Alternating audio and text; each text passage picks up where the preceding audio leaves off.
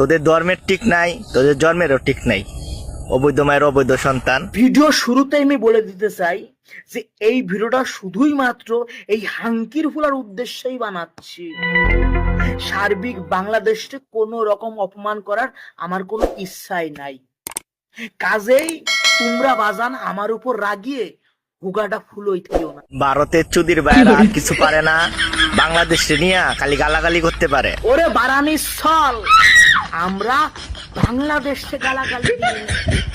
আমরা গালাগালি দিই বাংলাদেশের মধ্যে থাকা কিছু সংখ্যক তোদের মতন যেই সকল মাঙ্গির পুত্রা আছে, যারা আগ বাড়াইবে কারণে নাই অকারণে নাই ভারতকে নিয়ে এবং ভারতবাসীদের নিয়ে আলবাল সাল বকিস, যুক্তিহীন কথাবার্তা বলিস, ফালতু ফালতু নেরিকুত্তর নাগাল ঘেউ ঘেউ করিস।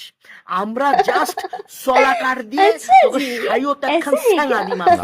আর তোদের তো মনে করো জন্মের ঠিক নাই, অবৈধ মায়ের অবৈধ সন্তান। আমাগো জন্মের ঠিক নাই, আমাগো জন্মের ঠিক নাই, কিন্তু ইতিহাস তো অন্য কথা বলে বাজান। ইতিহাস সাক্ষী 1971 সালে পাকিস্তানের থেকে তোর অবৈধ আব্বারা আইসে জোর জবস্তি তোর আম্মারে করি দিছিল।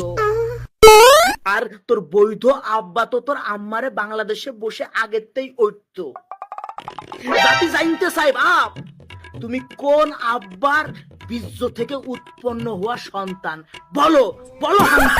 আমি সেটা জানি না, আমার অন্তর জানে। আবার মাঝে মাঝে শুনি যে কি হালালা নাকি উলাল্লা কি একটা সুদলি সিস্টেম আছে, যেই জায়গাটা চাচি আব্দুল চাচার খাটেও যায়, রহিম চাচার খাটেও যায়, শামসুর চাচার খাটেও যায়, আবার হুজুরের খাটেও যায়। এইবার তুই বল নটকির ভূত, যে জন্মের ঠিক নাই কার?